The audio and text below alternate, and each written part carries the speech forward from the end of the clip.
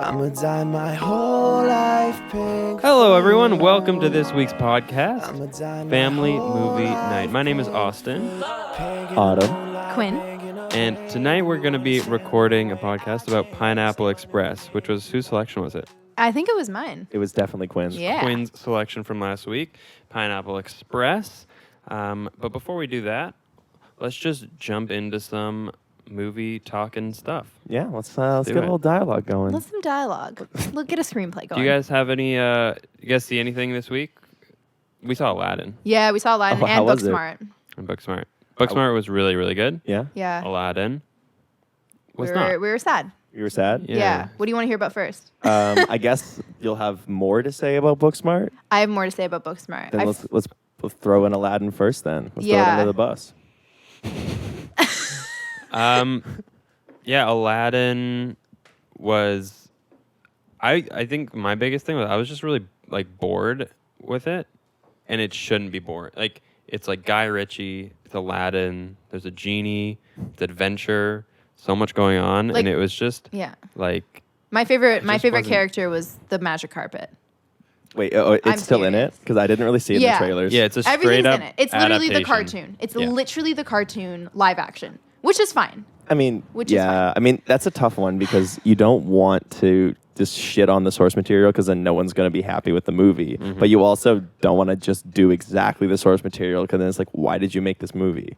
Yeah. Well, I think there's things in it though that since it's live action, there's things like Jasmine has a pet tiger that is always by her side and shit, which works in animation. But the minute it's live action, you're seeing her just chill with a tiger. You're like, that's not how tigers are. Yeah, all of the animals, the monkey, Abu, the tiger, and the parrot were all really disappointing, which was really upsetting because it's that's a fun part. Especially right after they made Jungle Book, and it's all animals. They shouldn't have been disappointing. There should have been. Yeah, I don't mean to be too negative, but that's okay. Disney can take it. Yeah. I don't know. They're pretty sensitive.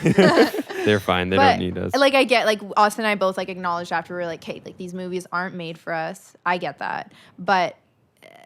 It would be so cool to see what we were talking about, a realistic Aladdin. The streets are dirty. He's a real, he actually steals shit. But I get it. It's not the movie. And every time they do adaptations, they're not. They're just literally the cartoon live action, which is fine. But something about Aladdin, I really liked Cinderella. Mm-hmm. So I think it was just something about that Cinderella and Jungle Book are the two. And Cinderella and Beauty and the Beast. That was good as well.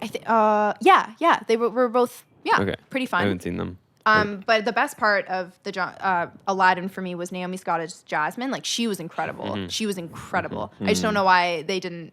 I feel bad for saying this, but just Aladdin didn't match her. Yeah. So then it was oh. I heard that there was one thing that took it away from being similar to the cartoon, and that was that Jasmine's story starts with Aladdin just running to her on the street. There isn't that preface of her being, I'm alone in this castle and I don't like my life. It's just immediately she's just already out of the castle. Exactly. Which is weird.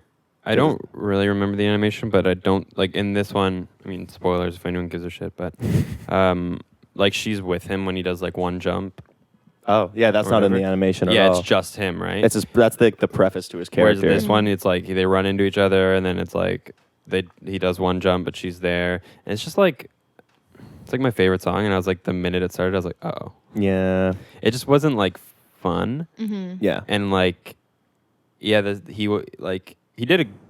sure he did, but... Yeah, I don't mean to, shut on any of the actors. But it was just in it's not their comparison fault to, at all. And also when you have, Will Smith can carry anything with, his charisma. So if you're going up with, and Naomi Scott's just, so fucking talented. So when you're going up with her, Will Smith, I mean, it sticks out like a sore thumb if someone's,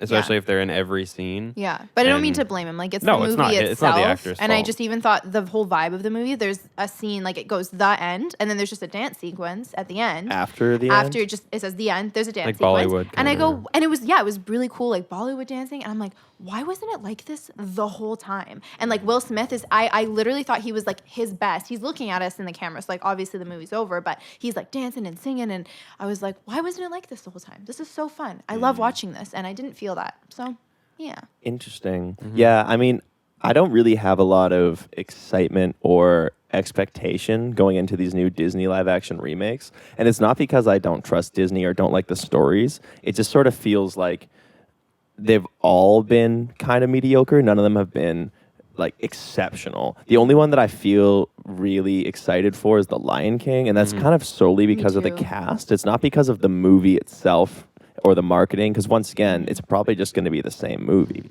you know?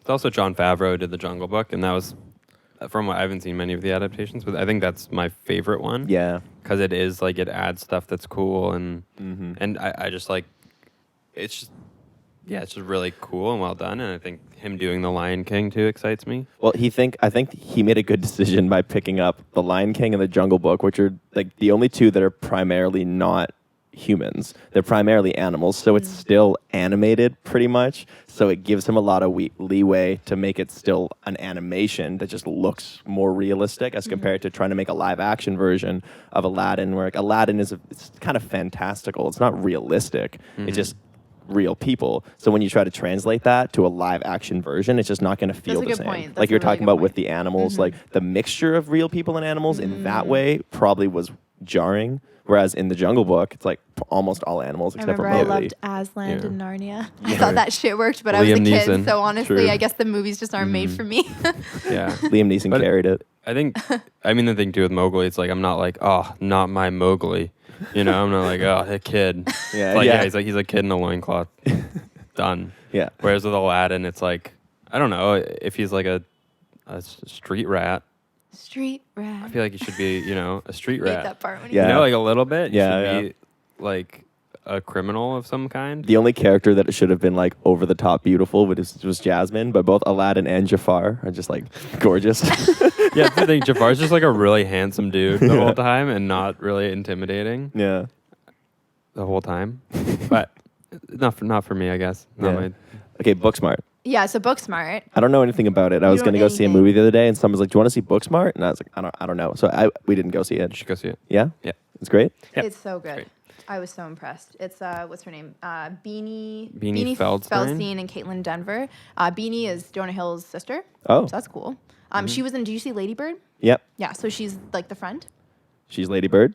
She's No, the, the friend of Lady friend. Oh, Bird. the friend. I thought you said the front, and I was like, "So You know, Lady Bird." the star, the front. That's her, and it's hilarious. Like Austin compared it to. Did you compare it to Superbad? Well, everyone is. Or It's everyone like, is, yeah, like- the selling, I guess, is like super bad with girls, Mm. but it's not. It's like, not. at No, all. it's not. It's different. It kind of, it's kind of similar to Lady Bird in that, or not similar, but I just loved in Lady. Did you see Lady Bird? Yes. Yeah. So I loved how in Lady Bird it's just like a story about a mother and a daughter.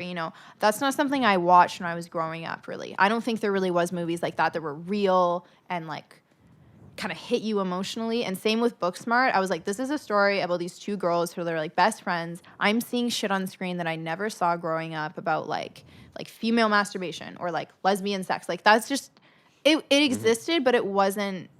It was almost know, like played slightly for like the novelty or the laughs. It wasn't realistic. Yeah, until whereas now. now it's like this is so realistic. There was even like I don't want to give anything away, but people have probably seen in the trailers. There's just like little you see on the screen like people's Snapchat stories. So it was just like that kind of realism. like 8th grade. Yeah, a little bit, kind of like all those movies mixed together. But it made me so happy. It made me, Would you I say loved it's like it. one of your favorites of the year so far? Honestly, yeah, I would go as far. Yeah, Okay, sweet. yeah. Me Okay, too. I should definitely check it out. Yeah, then. it's also like Olivia Wilde's directorial debut, and it's very impressive. Oh, Really excited to see what she does next. Yeah, okay. I might have heard her talking about this on Sam Jones then. probably. Oh, you or Mark probably Maron. did. One of those Probably two. I did. remember her talking about directing, or like in the thing, she was at least saying that she was going to direct soon. So interesting. Yeah. What are you guys most excited for this summer? Because I was really excited for Booksmart, but now since I've seen it, I'm really excited for Lion King and Once Upon a Time in Hollywood. That's what I'm most stoked for. When's What are you guys? Midsummer? Midsummer. It's like Oh. coming out like midsummer. Cool. Sorry, that was an easy one. Yeah. I'm probably most excited for Midsummer and for oh man, what's it called? What's coming out? Oh, It Chapter 2. Oh, but that's not the That's summer. in- that's in the fall. September, Oh, I okay, think. yeah. Ooh, that was weird. Yeah, probably Midsummer. To be honest, I just think about it all the time. I'm just really like horror movies. What about you, Austin? I mean, like all those Toy Story 4 as well. Oh yeah. It's coming out, which is interesting. I'm trying to rack my brain. I'm really excited for Rocket Man. Yeah, I've been hearing a lot of good reviews. Super good. Yeah, super good reviews. Especially because like it's also directed by Dexter Fletcher, who was brought in after Bryan Singer left to like finish doing Bohemian Rhapsody. So I'm really curious to see. And apparently like Taron Egerton. I think Taron Egerton or Edgerton? I think it's Edgerton. Egerton. Yeah. T-Dog. The T-Boy. T-Man.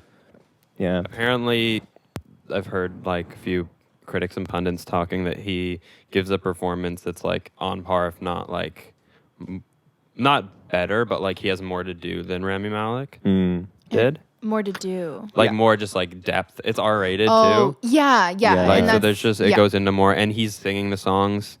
Yeah, he actually himself. sung everything. There's That's just like cool. more like Cool. They just give him, and there's like dance. There's like apparently it's closer to Moulin Rouge, Like where it's, so it's magical like, realism. Oh, I gotta yeah, see like that. like Gotta see that.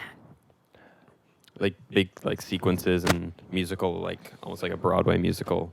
Yeah. So I'm very. See, that's very like me. I excited. just wanted Aladdin R-rated, like a Broadway musical. You know, that's all I Yeah, wanted, and That's That's they what I didn't want most deliver. movies to If you see be. the Broadway musical of Aladdin, it's really fucking dark. Is it really? Wait, Yeah. you're joking? No, No, it's real.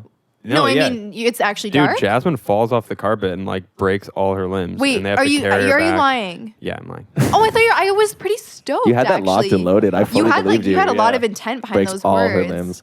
I did see it. I saw Aladdin at Disneyland, and it was kind of cool when they did the carpet. They were like flying over the audience. Yeah, it was I- all different actors. Yeah. I remember meeting. So there's like people who are just wait and fly across, and then I guess Just to quickly jump back because I got some did you information. find out the movie? Midsummer's July 3rd, so literally Oh, midsummer. shit. Toy Story 4, I'm also very excited for. I agree with you. Once Upon a Time in Hollywood's probably up there for me. We got the new Spider-Man coming out. Oh, there's so many good things. Yeah, there's a lot coming out. New Fast and the Furious. oh, Hobbs and Shaw. Yeah. I'm actually like I haven't watched like any of the Fast and Furious, but I'm really excited for Hobbs and Shaw. Yeah, I haven't seen any of them, but I'm super intrigued. Like, love Daddy Rock. You know, Daddy Dwayne. Daddy Rock. Daddy Dwayne. Okay. Chapter 2 comes out in September, so technically it's still summer. It's before the solstice. Thanks. Was that split hairs? Okay. okay before Actually- the solstice? Also, Angry Birds 2. I met Okay, Aladdin sure. at Disneyland when I was like 6, and I was mildly turned on. By Aladdin. Yeah. Why couldn't I Disneyland. have that from the movie? No, I'm just kidding. I'm gonna stop shitting on Aladdin. She's leaving Mina Masood alone, man. No, I don't mean to be mean. Oh, he was sweet. Yeah. Okay. Yeah, sure, brother. Sorry to hear that. What do you think? Do you guys ever watch reviews before you see a movie? Yep. I try Yeah. not to be honest. Yeah. Okay, so why don't you and why do you? Good Because question. I've been like kind of back and forth about that lately. I've been watching a lot of reviews, primarily because I just really like Jeremy Johns and Chris Stuckman. Yeah, So me when they too. release a video, I watch it, and then I go, "Fuck, I haven't seen the movie yet. Should I have done that?" I try to avoid just because I like the mystery. Like even with trailers, I like first like teaser trailers, but even like the Once Upon a Time in Hollywood trailer, the full extended one I've avoided. So I think I'm the same with reviews. I get that though. Like I appreciate them and I love both of those YouTubers. But YouTubers. But yeah, what about Really you? quickly, Austin, can you try and make sure that the bottom thing is plugged in properly? Okay, cool. It was just making like a funny noise. Oh. sure. Yeah, so like it depends on my expectations for the movie. good Like point. I watched the Godzilla reviews because I was like, I want to hear if it's exactly what I expected, and it is. You know, the one that I kind of regret watching the review for is Ma with Octavia Spencer. Yeah. Kind of just because like I felt like I should have given it a chance, just because it's such a weird concept. I kind of wanted to see it beforehand, but then I watched the reviews and now I know it's not really something I want to spend the money on. With I think that's why I watch reviews. I because like that's the point of a review, is like to let an audience know whether they should spend money on it or not. Mm-hmm. You know, like that's the purpose of a review, not like a discussion or breakdown. That would come after. I don't watch like spoiler reviews before, Yeah. but I'll watch like Jeremy Johns and Chris Stuckman because they're basically giving broad thoughts and like recommending or not recommend. You know, like saying, or they don't really. Yeah, Yeah, it's like meant to be watched before. Yeah. They'll just kind of give you the breakdown and be like, here are my thoughts, but they won't get into the spoilers. Yeah. Yeah, I guess my reason why I'm unsure with that still is just because I don't just watch movies for the story. So spoilers aren't the only thing I'm trying to avoid beforehand. Sometimes I want to avoid having a preconceived idea of what the movie will be like, you know? Yeah. So if I watch a review and they're like, I didn't like it, then I'm going to go and be like, someone I trust the opinion of really didn't like this. And I'm going to feel like that from the beginning of the movie. I'm kind of the same. And I'm sorry. I know you wanted to see Aladdin so bad, so I'm really sorry. Yeah, Okay, I'm just sorry. kidding. But I agree. Like, I'm kind of the same with me when I go watch films. I always try to have a low expectation no matter what, because I just find that I get very like, ooh, if I hear one thing. So I just try and avoid everything, even though I really want to watch the reviews. But last night I watched Chris Stuckman's review of Booksmart, and I was like, yeah, I'm just like glad I didn't, like, he doesn't shit on it at all, but he said like one thing about like music and stuff, which I agreed with him when he said they kind of, now I'm saying it for everyone, but I'm doing what I don't You're want. spoiling or you're reviewing a review right now. I was going to watch the Chris Stuckman review. Now I feel like I don't have to. Yeah, I'm reviewing the ruined it reviews for of me. the reviews. But do you know what I mean? So I'm fine with avoiding them, and I'll just watch them after. Because I like hearing like people talk about it after. Like I love discussing movies after I've seen them. Yeah, I've had like an interesting thing with it recently. If there's a movie, don't remember the director's name, but he did It Follows, and he did it's called Under the Silver Lake with Andrew Garfield, and Is that the full title? yeah, Under the Silver Lake with Andrew Garfield. Cool. Just making sure. No, it's David Robert Mitchell. David Robert Mitchell, and I was like super excited about Under the Silver Lake because it's like a noir. I like Garfield. Riley Keough's in it, but it got love like Riley very Keough. like mixed reviews, and I was like, oh, like it kind of disappointed me. But I watched it, and I really I enjoyed it, and I was like, okay, like yeah, like it's important to go into things without, even if some people don't like them, you might like them, and just because you like it doesn't mean other people will. And also with that, like there were reviews for Brightburn, which were not good, and I went to see it, and I didn't like it at all. So I was like, okay, yeah, no, I agree. So it's like It depends. it's so subjective, right? I mean, Pineapple Express has a 68% on Rotten Tomatoes, so Yeah. that right there is a good example. That's the And other I guess thing. it's not a film for everyone, I guess, but it's also so fucking awesome. So. Yeah, well, because there's that thing where like you can watch a movie that's technically perfect and it doesn't mean it's a good movie, or you can watch a movie that's fantastic and there's a lot of technical things about it that aren't perfect. Like when you watch Pineapple Express, you don't walk away being like, this was perfectly made. The dialogue was the funniest thing I've ever heard, but you leave just feeling good, and that's more worth it. So you can give a movie a bad review, but it still resonates with people. Yeah, I think it's also a thing of like zeitgeist. Like Pineapple Express came out in 2008 when YouTube was not huge. But was it even around? It was around, I think. Let me look. But it wasn't like the critics that were around were not the same as, they were like newspaper critics, magazine It was critics, different like world. different like world. So I don't know how it would do now versus then. If it would be like the same. Also, people probably go. You back know what? and I think review it. my guess is that it would do better. I think I so. think, yeah. I think so. But now that people are a lot more relaxed about weed. Yeah. I mean, it wouldn't make sense. The whole plot doesn't make sense now. Yeah, true. True, actually, very. Yeah, Well, it's yeah, still yeah. kind of illegal in America. In It's some federally parts. illegal. Yeah. So Yeah. it's like, I don't even. What is that? Can you So- give me the breakdown? say you're in California, you can buy weed, you can smoke your weed, but if you take that weed into other parts of the states, you're very likely to get arrested for it. Okay. You know, it's like, so you can have it if you're in a state where it's legal, but because it's still illegal federally, the laws only are waived basically if you stay in the place where it's legal.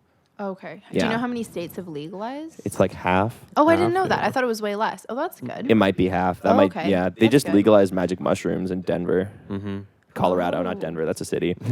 Just Denver. Just though. Denver, yeah. Which is That's interesting. good. Yeah, the states are Oh, weird yeah, I like saw that. Joe was freaking out about that. He's all happy about that, right? Good old Joe. Yeah. Good old Joey J. Also, just a fun fact. We were talking about YouTube. Started in 2005. Okay. And then Oh, wow. a year after it started, in 2006, Google bought it for $1.6 billion, Jeez. which is crazy. Because Wow. Good- by then, good people buy. weren't even really using it much, right? It's only been a year since it was started. So Jeez. I wonder what it's worth now, though. Probably Mm. way more than that. I had a YouTuber on my other podcast, Big Truth. He was telling me that YouTube as a company barely breaks even every year. Sometimes they're below their quota. Like they're not a money making platform because you can upload for free. The only way the money is made through YouTube is ads. So the only reason YouTube still exists is because Google owns it. It's not actually a company that makes money. The idea that like That's YouTube is like a small struggling business.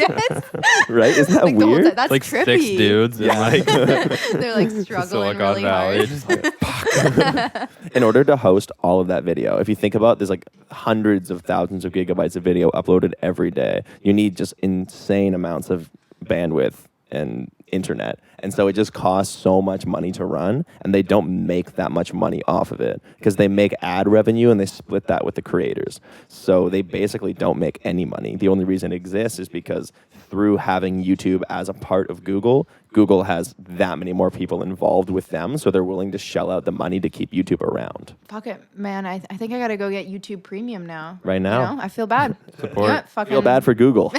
oh, poor Google. support YouTube 2019. That's the plan. Have you guys thought of getting YouTube, like to get the no ads and then you can download videos, And, right? like, watch them offline. Yeah, I realized I have a lot more data than I think I do. I know how interesting is this, but I have a lot more data than I thought. So I just started fucking watching YouTube videos like whenever I want. So I guess there's Love no that. point. But have Does you ever thought YouTube of it? Premium? The definition of privilege. I have so much more data than I I expected. have like way more data I than I need.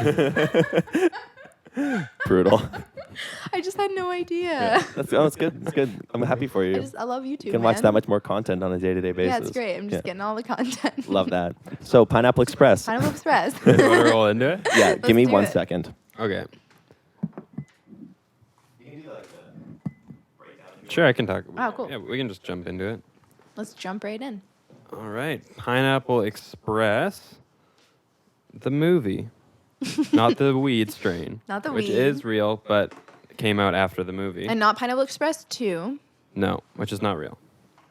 Yeah, so Pineapple Express, stoner comedy about two buddies, two stoners, a dude and his dealer on the run from another drug dealer, Ted Jones. They witness, Seth kind of the Rogen overall witnesses a plot. murder and leaves his joint, and Yeah, we're Pineapple set off Express. on an adventure. So this movie I've like seen. I remember like my sister saw it in the theater in like 2008 and was like telling me about it, and I was like, "Whoa, what?" And then like finally when it came out, I like rented it or whatever and watched it, and then I'm pretty sure I just like bought it. Like I've like consistently like watched it throughout my childhood. Watched like commentaries. Like it's just one of those movies that like I always watched as a youngin, and like loved it Yeah. so much. It's like a mainstay of like the teenage boy world. Like I've seen it so many times just because we'd get together with our friends and what would you watch? But like probably a Seth Rogen comedy. Like it's just something that I've seen so many times in my youth. It's stuck around a lot, which is very interesting. I just had a trippy thought. It's not that trippy, but I just realized because I watched Pineapple Express when I was in grade maybe 11 or 12, and I know I wasn't paying as much attention as I should, but I didn't like it. Like I wasn't into it. But it could have been because I don't want to say because I was a girl, but I just thought, oh shit, there's movies out that are like Booksmart and shit like that. Do you think like a young girl could like watch Booksmart and have the same thing? Like kind of. Oh, totally. Not even Booksmart, but just, movies that are more female-led, because I think it Yeah, just I wasn't think so. relatable. Like it's just cool these days that there's just more variety in like movies like that anyone can, Yeah. Totally. Does that make sense? Yeah, Absolutely. I definitely think so. I think that's like a big thing recently, kind of going back, but with coming of age movies like 8th Grade, Lady Bird, Booksmart, there's like these new Yeah. like wave of like female-led comedies that they were around, like Amy Poehler and Tina Fey. were Yeah, I doing guess it stuff. existed, but that was like, you But weren't like a little girl watching SNL. Yeah, it's know? also like Or I maybe. feel like we're just like the prime age for Pineapple Express. Yeah, Yeah. I Time think I so. saw it, I was like maybe 12 or 13, yeah. which is just like Well, like for like coming of age movies that were marketed to girls back in the day all had a very specific like style and content. Like for example, like Mean Girls, like more movies that like took place in high school, but coming of age movies that were marketed Mean towards Girls guys. is great. Mean Girls is amazing. I'm not True. Fey, I Amy- guess that's like That's the why I bring it up, equivalent. is I guess the because- equivalent of Pineapple Express for me would be Mean Girls, I guess. Yeah. Well, like that's why I bring it up because it's an amazing movie. I'm not just trying to say that these movies are bad. They just No, have yeah. different subject matter. But as time goes along and Hollywood is starting to understand that like the audience that they're marketing to is very vast and wide, and girls don't just want to watch movies that are very girly, you know? So there's more movies like Booksmart that are coming out because they realize that everyone is craving different than what they've been receiving for years and years and years. It makes me happy, and I think again, like, I feel like I still wouldn't maybe like Pineapple Express if I hadn't, I've seen This Is the End, like, I've seen all the Apatow movies, I watched Freaks and Geeks, like, and maybe a lot of women have too, but I don't know, I watched it when I was like young, didn't like it, and I feel like I like it now because like I love James Franco and I love their work and I really appreciate it. So I don't know, it's just kind of interesting. I'm curious to see like what other women have went through with stuff like that. Maybe no one has went through it. Maybe it's just me. Maybe you're special. I definitely like Pineapple Express more now that I smoke weed. Cool. You know? Yeah, that's a big one too. Cool. Yeah. I get that. Actually, yeah, maybe it's just as you grow up. Just yeah. True. Yeah, a lot of this For movie. mature weed smokers. Yeah, but it is true because like what I love so much about it is like it doesn't like vilify weed, but it also doesn't glamorize weed. You know, like which I think is probably somewhat intentional because it's a weed movie. But it actually like they have like an argument, Saul and Dale, Rogen and Franco's characters about like he's kind of like maybe all this shit's happening because we're high all the time. Like maybe it's not the best. And like his girlfriend's like mad at him. She's like, yeah, you don't give a shit. He's like, yeah, it's because I'm high all the time. Like I don't care. Like I know. And there's actually like a little bit of like existentialism of a stoner in it. Yeah. A little bit. And That's a good point. I think that's a good, which I think you always get with the Goldberg and Rogen and Apatow movies. I think he said it a lot recently in like interviews, but talking about how there's like a premise that pulls you into the movie, which is the plot, but then the story is what you get like kind of tricked into watching and liking and falling in love with. Yeah. Like Superbad, it's like, oh, like they're trying to get laid and get booze, but then it becomes about like friends having to like say goodbye to each other and like that. And this is kind of also about like, like accepting like your friends and like. Yeah, I've heard him say that in several interviews recently. Is like they make these movies with some sort of emotional heart in mind, and then they kind of mask it in this crazy comedy. And so when you watch the movie, you think you're going into something light, but then you leave it like actually being somewhat emotionally affected. And that's what makes the movies stand out so well. That's why Seth Rogen's movies, they get labeled as like stoner comedies, but there's so many terrible stoner comedies. These ones last. Why is it? It's because it's about more than just smoking weed. That's just the front of it, Yeah, which is probably why, I mean, like I said, these movies have resonated for so long, and like it is about friendship. They like to write movies about unlikely friends and stuff like that, which is why we probably all watched it when we got together as teenage boys, Like, yeah. Because it is like through and through about, and it's also a thing, I guess, like kind of like weed brings people together in a way. Yeah. I guess. But it is interesting. You have like all these different like friendships throughout the movie. So you have like Dale and Saul, and they have like, because they say like he's only been his dealer for like 3 months. So they're like new friends. They're not like old time buddies. You have like Red and Saul, who are like old buddies, kind of. Yeah. Been through shit, but like also kind of not the best friends. And just how like they all kind of come together. Yeah. At the end. Yeah. I like it. Sweet. What's your favorite part of the movie? What's your favorite sequence? Ask you guys that. Good thing I asked you first. Oh, what's your favorite? My favorite, I love this whole movie. Like it's probably like the most quotable movie to me. Like I'll find myself saying shit from it all the time, and I'll be like, oh yeah, it's from Pineapple Express, and nobody understands that reference. Like, my favorite sequence, I love like the opening sequence with Bill Hader. I think it's just so funny to me. Yeah. Just like every time I watch it, I'm like, oh yeah, this scene. It's like, Love Bill Hader so much. Oh God. What's your favorite scene? It's probably not my favorite scene, but I just love the scene with the female cop when she's just like, I think I know who that bitch was. Like, Yeah. I just love that part when he's like, when she's arresting Seth Rogen, and then we're in the car with them, and then suddenly he's like telling her what he saw and what he witnessed, and then she's like, oh shit, like I've been realizing like there's something going on, there's something fishy. It's just so fucking funny to me. I don't work for the law. The law works for me. It's just so good. It's so like, what? Where did Her she name's come from? She's Cleo so King good. is Yeah, her Cleo. name. Cleo She's what? Cleo King. Cleo King. She is so hilarious in that. Yeah, that's a really big subversion of expectations where you're expecting, you're like, oh, they're going to have to like kill this cop and get out of it. But then she's like on their side, but they accidentally like mess her up anyway. Yeah, they totally ruin it. Yeah. I think, what's your favorite sequence?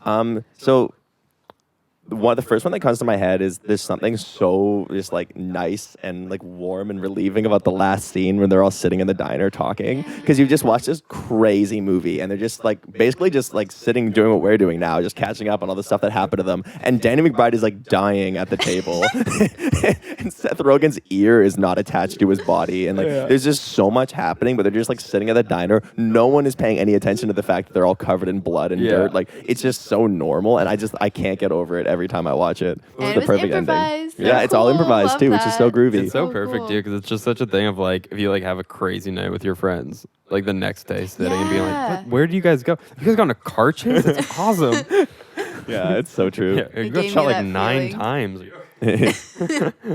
Yeah, that's definitely like I think that scene is so almost needed because the whole movie is so crazy and wild, and when you're done, you kind of want to be like, what did I just watch? Like it's just nonstop from the get-go. Stuff is just happening. And then it's like they do that in the movie, so it gives you a chance as the viewer to do that yourself. To be like, oh, this is what happened in the movie. Let's break it down, you know? Yeah. It's nice. And also just be like, oh yeah, they became friends. Yeah. That's what it was about. It's just a nice little button on there. Yeah, that's cute. There's something kind of like off Quinn's favorite sequence with the cop, but like there's so many great side characters in this movie. Like I don't know if it's just me, but every like person on the sidelines makes me laugh so hard. Like every single person. Like Jolo Truglio's the teacher. Yeah, Oh. yeah. And the Clark and like that scene in the school to like her parents, like Angie's parents. Yeah, The yeah. dad of- I don't know. His Oh, the name, but- dad is hilarious. Yeah, the dad The and the parents. principal. Oh, I my God. totally forgot that Amber Heard was in this movie. Yeah. I was watching. I was like, "Whoa, that's just unexpected." I think about her as Mira now all the Yeah, time. oh yeah, who's- from who- was from Mira? Aquaman. Aquaman. Oh, I didn't see Aquaman. Yeah, me neither. Oh, did you? Oh, it's No, funny. I just think about her as Mira. Oh, I see. Yeah. What do you guys think about him dating a high school girl? Because originally it was supposed to be that he was dating like a businesswoman, like a very like professional businesswoman, and they changed it because there was another movie out at that time. I don't remember, but to avoid like Like comparisons. Oh, comparisons, interesting. they changed it to a high school girl, and I just think it's like How old is he supposed to be? Like 25? yeah, 25, 26, I think. Yeah. So it's definitely weird, but the way that they kind of play it is like that they actually have feelings for each other and that like he's not a creepy person. Mm-hmm. So you can kind of suspend that disbelief and be like, okay, like I guess they just really have feelings for each other. And then they just break up like that. Yeah. And you're like, kind of reminded me of Scott Pilgrim. Where Yeah. Scott's dating a high schooler and everyone's like, Scott, you're being pathetic. And he's like, I really like her. And then it ends and it was like, oh, he was just sad and alone. Yeah, I think it's good too because she is like more mature than him. Yeah. It just makes him like it just knocks him down so many levels like at the start for him to be like like dating a high school girl, but he's not even the like cool one in the relationship to the high school girl, and yeah, like yeah, it's just I really like that whole sequence with the principal and then like the douchey football guy and him and the high school girlfriend. That whole conversation is just so funny. The douchey football guy is actually hilarious. Yeah, he's like so he's good. so good. in the Yeah, one all scene the he's in, side he kills it. characters. Yeah, you were They're right. All the so side good. characters. yeah, like Yeah. everyone Every single person Like- that's put in the movie. because he's just such a nice dude. He's just like the best. And you're like, Oh, I also love the guy. Yeah. I don't know the actor's name, but the guy who like he just wants to go home the whole time. Oh, Like, I he's don't know I his just name want to either. go He's home, great, have yeah. dinner with my wife. Oh, like, yeah. the whole time, and then like kills the guy in the end because he's like, I just want to go home. Like I Yeah, just yeah. love like who comes up with that shit? That's Yeah. such good I love, writing. I love that. Budlowski and Matheson. Is that like the character's Craig name? Robinson and the other I have his name here. Yeah, what's his name? Yeah, Um, Craig Robinson and Kevin Corrigan. I think that was That's my his name, first Kevin? my Kevin first Corrigan. introduction to Craig Robertson too. Yeah. Yeah, and he's so good. He's so I good. love him in This Is the End. So good. Oh, he's Like, yeah. So good. Like I love everything he does in this movie.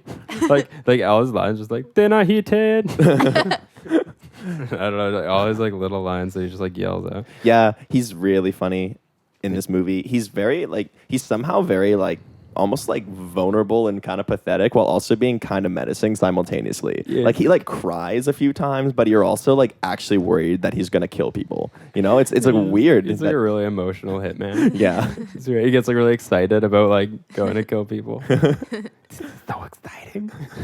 This is one of those movies that I feel like it's like everything in terms of like the plot and the meaning is relatively there for you to pick up on. Like we can't go too deeply into like the hidden meaning of Pineapple Express, but it's just so interesting to talk about because there's so many fun little facts about the making of this movie. One of the things that really interested me was to hear that they started filming 2 weeks after Superbad. Yeah. Yeah, that's crazy. Yeah, the in Superbad, the dick pictures when the principal's unfolding the pictures of the dicks. Yeah. That was filmed on the set of Pineapple Express in the forest. Oh. Like when What? Dale and Saul are in the forest. Yeah, they like set up a. Wait, why in the forest? Because that's where they were on set, and But they had to like, do a how did pickup. they do that? So they just because came. just the insert shots of him Yeah, opening? they Oh, just shot that. What? That That's there. crazy. I love that. Yeah. What's your guys' like favorite kind of? I don't know what to call these films, like Seth Rogen, Like Apatow, or I don't know if I want to call them Apatow, but those, all those movies. Like, what's your guys' This like generation of yeah? these guys. What's your guys' faves? I mean, I would probably say Superbad. Yeah, I love This Is the End for just like what it is, Yeah. for being such a deeply unique film. Like, once again, I don't think it's perfect, but I think it's one of those movies that just like the fact that it even exists and that you're able to just watch all these people play themselves, and it's like so weird because there was like, at least when I first watched it, I actually genuinely felt kind of uncomfortable with the whole apocalypse thing. I was like, this is actually kind of gross and creepy in like a good way. Like they nailed like the terror, if that makes Yeah. sense, as well as also being funny. So I left the movie kind of feeling like I just kind of watched a horror movie, but all the characters were really funny. It was like a weird experience. So I just for that alone, I love it. But Superbad's probably the best. Yeah, I think Superbad is like technically the best movie, but my favorite I think is Pineapple Express. Like even like while rewatching it, and then I watch it like the next day, and I can still just watch it. I can watch it like anytime, and I laugh so hard at like pretty much like everything. And it's probably just biased because I've watched Superbad so much too, but like something about it just makes me. It's just so like I don't know. I think it's just like the characters in this are so much more like weird and kind of like they're like these like tough drug dealers, but they're all kind of like sweet and like they all got like even like Red's just like like baking a cake for his cat and stuff. Like they're just like there's so much stuff in this, and like Saul just like is such a like sweetheart the whole time. He's just so like so adorable. My favorite shot of Saul is when they show up to Red's house for the first time, and they like open the little, I don't know what to call it, like on the door, the little like square thing, and then he's like, "Who's there?" And then you just like see James Franco's face, and then like Seth Rogen puts his arm in, shakes his hand, but then you see James Franco's face again, and he just looks so high and like cute, and then it closes.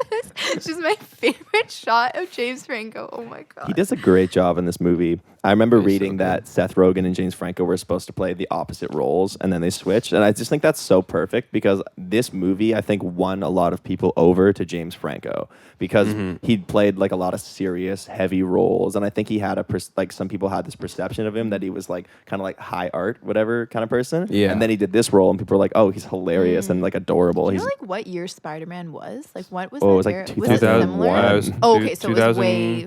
I think it was 2000, 2002, and 2000. Oh, okay. So Four? Pineapple Express was way later. Yeah. Because what other It was like dramatic? 4 years What after. else was he doing? The year this came out, I think he did Milk. Oh, I've never seen Milk. I gotta see it. Didn't know he was. Yeah, in it. with Sean Penn, and he was in that. yeah, he plays his like No lover. idea. Oh. Yeah. Oh, Okay, because I just watched the Oscar scene that they Pineapple Express like Oscar intro, Yeah. and they had Milk in it. Yeah, but it's James Franco making out with Milk. I didn't see that. I didn't notice that was James Franco. Yeah, and then he like puts his arm around him. Oh, was James Franco nominated for a Golden Globe for this for Pineapple Express? I think the pretty film sure I was read. nominated for a Golden Globe. I'm not sure if he That's was. It awesome, was James though. Franco. That's He probably so was. cool. That's Yeah. awesome. But it's he's so good in it. It's just like I can't believe he doesn't smoke weed. perfect. Like I know. what? Isn't that He's so weird? good at playing stoned. He's just like such a like. To me, like it's such an iconic character. It like is. Saul Silver. Like I don't know anyone else who could do that. Because he just brings like this like adorableness to it and like naivety to it. It's Yeah. just so cute. Like he's just like His what does he call his grandma? His bubby? Bubby. That I was- love how he came up with yeah, that James too. Franco's idea to that- put a bubby in it. Yeah. It's kind of crazy that he was in Pineapple Express and Milk in the same year. Like, He that's was? weird. Yeah.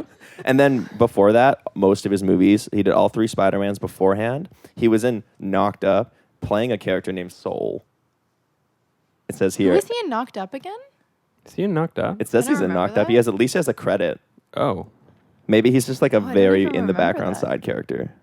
weird. I love how Stormy Daniels, so random, but I love how Stormy Daniels was supposed to be like, or is Red's wife. who's Yeah, in there's a jail. picture of her. So specific. I love that. That's one of those things that you just would never notice unless it was told to you. Well, do they film scenes and then cut them out? Like that's what I was wondering, or was that just a thing that There's they deleted just decided? scenes, yeah. So was it probably a But scene they probably, that they cut yeah, out? I don't know. I wonder. Like, Yeah, I think I love the dynamic between Seth Rogen and James Franco, and I like that they switched it so much. Like, I think that's that like thinking is what makes this movie like stand out to me, as opposed to like it could have been like a cliche, Yeah. like okay, like another, but like the fact that they swapped them, it just brings this like something so like fun about it and so different than normal. And then you throw Danny McBride in, and it's just this like it's just perfect. Like them as those characters is just like perfect to me. I agree. Something that I heard Seth Rogen say recently, I think it's in the GQ videos where they break down all their most iconic roles. He was saying that him and James Franco didn't really connect during Freaks and Geeks and weren't really friends, and it was making Pineapple Express that created that friendship for them, which is interesting because because they seem like lifelong friends. yeah, right? totally. Yeah. But it also probably played into the way that the role worked because, like, in the movie, they're not really friends. They sort of just know each other, and then they become friends throughout the movie. So it probably helped in a way because that was sort of what their energy was going into making the film, you know? Maybe, yeah, it's interesting too, like, because I can kind of like just see that progression. Like Seth Rogen, I think in that talks about how this is the end is very actually like accurate to a lot of stuff. Like how like he was like friends with like Jay and stuff, and would start coming to LA, and Jay would start coming to LA and not telling him and stuff. And yeah, and then when Jay read the script, he was like, "Oh, that's a little deep. Like, Yeah, that's a little that's harsh." So yeah. cool Because though. I think when they were writing This Is the End too, they were like asking people, like they're like, oh, like, so this is our idea to like play yourselves, and like, is there anything? And I think they were all like, just write us as honestly as you can. And I feel like they did, and I feel like that's what makes that movie so like. And the studio didn't even hilarious. want them to play themselves, right? Yeah. And did they lie to the studio saying that they weren't? The but studio they actually said you have to shoot it so that like shoot it in a way that we can cut around you guys being yourselves. Which makes no sense. Yeah, it would've You'd have to sucked. basically just film 2 movies. Yeah. Yeah. I mean, I'm so glad that didn't happen. This Is the End is so dope. My favorite shit is with Jonah Hill, The Exorcism of Jonah Hill. Like, I totally forgot about that. What I love about that is the way they present it with, like, I think a title card comes up and Yeah. they make it seem like it's a whole other movie Yeah. within the Yeah. movie. I If love it that had just part. happened and they hadn't played it up in such a campy way, I would have been like, that was a weird left turn. But, like, they know it. Yeah. Yeah. And Yeah. I love to keep it on Pineapple Express, the Pineapple Express 2 that they make. Yeah. Oh, yeah. In This Is the End. Apparently that's actually like the plot or the idea for like the sequel to Pineapple Express. I need you to kill Woody Harrelson. I'm just Weed is imagining for the Jonah Hill. people. It's the people's weed.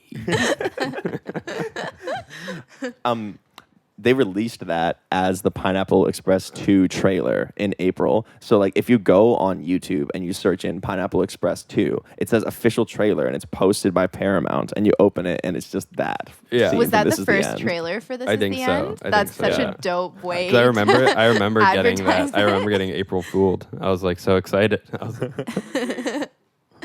Would you guys want to see a sequel to this? At this 11 years later? Nah. Like The Incredibles? Yeah. Yeah. I'm actually not against it because, like, I feel like the way that this movie's laid out, it's really just like the characters who carry it, right? And if those guys could get together and play those same characters just as well, I'm sure they could come up with an equally weird, over the top plot. That Have you seen Anchorman 2? oh, good point.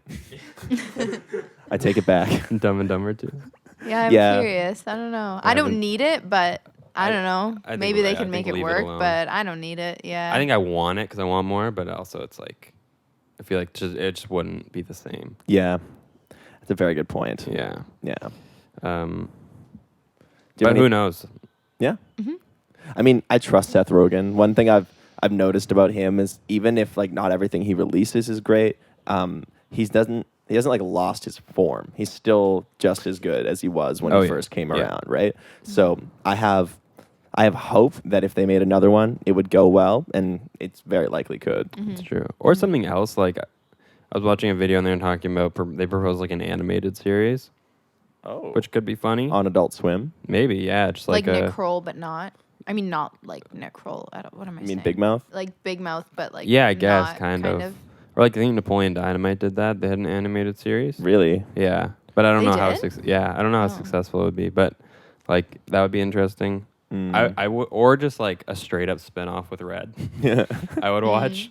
Yeah, like, true. Just something like a Danny McBride thing, but I guess I can just watch Eastbound and Down. I feel like that's probably close enough. Yeah.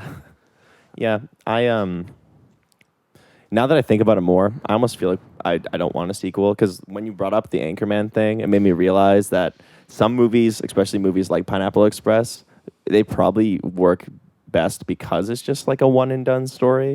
What else could happen apart from more weed hijinks? Yeah, exactly. True. Yeah. I mean, if anything, because I don't know have they done any sequels to the Apatow movies other than This Is 40? Because This Is 40 This Is 40 has a sequel? No, it's a sequel to Knocked Up. Oh, right. I always forget Yeah. that. That's what a brilliant sequel, though, to take two kind of side characters and make a sequel. So That's so cool. I was thinking like... if they did like a Red. Maybe, yeah. But like... So or like everyone died, though. Bubby? Bubby? Oh, Bubby. Yeah, Bubby and... Bubby and Red. Bubby Red. Austin Austin was telling me how the part with when you see Bubby and they're in the old folks' home, and then she says to the cop that's interviewing her, "Oh, son, you got a little thing on your forehead," and he's like, "That's a mole, ma'am." And he said, "Is that part improvised?" He said, "Yeah, it's improvised." I could just tell. like the day player, which is so cool. What a dope thing to like get to improvise as a day player. You know, when you watch something like that and you just know it was improvised, like that, like if that was scripted, like I would be shocked, because they would have had to write that and then cast somebody with a mole. True. You know what I mean? It's Like I watched so that and I was like, perfect. oh. It's so perfect. There's something that I love, like the little things in this movie make me laugh now, because like in that scene where they're talking to the cops, the descriptions they're giving are terrible descriptions of the two men. There's like they were dressed all in black, and one was very, very tall, and one was very, very short. And it's like that's not what they dudes look like at all. And there's just like old people like all like chiming in, giving terrible descriptions to the cop. Just things like that. There's not a wasted moment in these movies. No. I think they're so tight. Like, how did you guys find the action comedy worked? Do you think it worked as like do you think that it worked as an action movie equally as a comedy, or do you think it was more just like a comedy with action scenes? Because a big complaint is that the action is very start and stop, and like there's just like random scenes of like action and then like no action for like 10 minutes, and then like a huge like third act that's all just like so like bombs and machine guns and stuff. I think that's what makes it funny, though. So like I really like it how it's just it gets so like intense at the end. And also I'm not like a huge action person, so to have like both in there is just super fun to me. I like it. Yeah. I agree. I kind of see action more as something you put in a movie rather than like the primary focus of a movie. I mean, unless it's like John Wick and it's like the only thing. I know a lot of action movies, they stumble with not having much of a plot apart from the action. So for a movie like this, I think it worked to have action mixed in with the comedy, and I see it more as a comedy than an action movie. Like I wouldn't say like, I'm trying to watch an action movie tonight, let's put on Pineapple Express. It's just a comedy that's a little larger than life, you know what I mean? Yeah, I totally agree. I think like that, like the action, it's almost like a not a spoof of action, but it is like a. I think it. It's like if stoners were thrown into an action movie, and like I don't know, if you were stoned in an action movie, I feel like I'd probably like forget I was in an action movie a lot of the time. Yeah, you know what I mean? Yeah. The where part. Scenes, The part where they seem the most stoned to me is when they're walking through the woods. And they're like, there's stuff all over me. There's stuff everywhere. That part, I was like, you guys seem so high. That was like you know what I mean? Yeah. I think that the best action scene is the fight with Red. And Oh, the yeah. reason why that's so good is because it's just hilarious. The action is funny all the way through. Like the things that are happening, there's parts where like it's really intense. Like for example, when they break down the door and Red like smashes open a sink with his head. Like that's intense. That's like really painful. But it's so funny because of just the way it's played, right? It's so funny. They hurt themselves so much really that like Seth Rogen broke his, when he's There's like so on the many counter and he injuries. goes into the kitty litter. Yeah. He broke his finger doing that stunt. And then when James Franco hits Red with the bong, it was like a breakaway glass. I think that one was, or it was like, or he. No, there was water in the bong. But there was water in it, so it was like heavy. Smashed on his head. Right? Yeah. So like smashed it, and he like, I think he like fractured something or like split his head open or something. Oh my it's just so gosh. like. And also the famous like James Franco running into the tree, so he has. Oh yeah, he ran into the tree in the a forest. Do you know that? And it had like a staple or something It in was it. a screw. Yeah, so it was like Yeah. a pad screwed into the He got tree. so hurt. It adds to it. To It know that does. they actually got injured making the movie creates this more like Yeah. it's like deeper.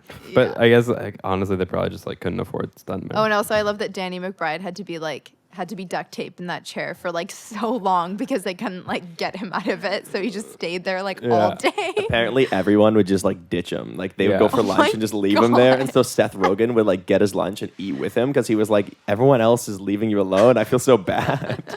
Yeah. Oh my God. It's so funny. I'm happy that I'm just happy this movie exists. Me too. too. It's just like a great The film. best brings people together, Yeah, like us, like the us. three of us right now. Yeah, There we yeah, big truth. Yeah. Big Yeah. truth. Do you have anything else to say on it? Do I have anything else to say on it? Probably. What was your like biggest laugh? What's your, like the most like what got you? Was there a moment that was just like I think that like I laughed out loud the most in the final diner scene. But I think one of the things about this movie, and I don't know if this is just maybe the way that I watch comedies, I don't often laugh out loud that much during comedy movies. Partly because I'm one of those people that's like tries to be really quiet when I'm watching a movie. So I've almost trained myself to not be like laughing really intensely. But I think this movie is funny. The most funny to me in all of the tiny little side things, those pieces that like you were saying, like the descriptions of the guys are so incorrect, or like that short scene with Bill Hader, or like the side characters and stuff like that. So I feel like the whole movie I'm just like grinning, but there's never a point that I'm like, this is the funniest part of the movie. It's the whole way through. I just feel good. you feel good? Yeah. What about you, Austin? I think the line that got me this time is just when James Franco was just like, "Oh man, we can look at some crazy stuff on the internet." I don't know why that's Super. just like Yeah. it's just like everything he says makes me laugh, but that one got me. What about you? I'm still the same. Just the shot of you see his little His face little through face? the door, Yeah. and he just looks so high and like happy. And, Yeah, oh, like he's how so he precious. talked about stoned acting is just staring Yeah. in the wind. Staring at the wind, trying to. I tried that, like just sitting here and trying to like look at the wind. It really, yeah. I'm gonna use that. Thanks, James Franco, for helping me with my stone sensory. Yeah. Yep. There we go. Also, just Danny McBride the whole time. Yeah, it's true. It's just all like Autumn said. Yeah. Yeah, it's like, just there's all everything. so fucking good. Yeah. Yeah. We can just go around circle jerking this one. Yeah. Um, Cool. Cool. Yeah. I mean, I think we're at least over an hour now, so I feel like we're probably good to call it. If Cool. you're into that. Peace Let's out. peace out then. Thank you so much for listening. We're gonna flip a coin and decide All right. who's it between. Is it between Autumn and I? You, it's between you guys, because I picked. Do you have last something time. lined up? I didn't plan so. Do you got anything? Anything, babe? I got some, but You let's got flip a something? coin and then Heads or tails? Heads or I'll tails? call last it in time? the air. Whoa. Okay. Come on, man. The rules I've of never flipped a coin before. this is amazing. It's gonna sound amazing if you're listening. While Quinn's flipping the coin, please feel free to leave us a review or a star rating on iTunes. True. Yeah, that helps, and it's awesome. And let everyone know if about the podcast. Did you flip it? I flipped it. Okay. Do you want to call it? Heads. Autumn. It's me? It's you. This always happens. I'm never prepared. Okay, I think that we should do some Rocket Man. Rocket Man. Cool. Yep. Let's do some Sweet. Rocket Man. Let's do some Rocket Man. Let's do it. Man. That's Rocket awesome. I'm trying to Man. plan to go see it with my mom this weekend anyway. Yeah, she really wants to see it with you. Sweet. Cool. Bring my let's do mom it. on. This is our first movie that's actually like currently out. Yeah. Ah, cool. We're like with current time. Yeah, we're back. Ah, we're in the cool. real world now. This is We're with the awesome. We're times. with the times. Guys. Sweet. All We're right, with the sweet. times. Thank you guys so much for listening to this podcast. You can find us on everywhere. I'ma dye my whole life pink for you. I'ma dye my whole life pink for you. Pink in the moonlight, pink in the rain. Do you understand the way I change? Say my new name if you like what I do these days. You like how I play my game, yeah. Saw you roll up in a rose-colored Rolls Royce. Then what the fuck did you want from your boy? Now how the fuck could my love be a choice? Stand like a stalk in the flow of your voice, yeah. Tell me what you want.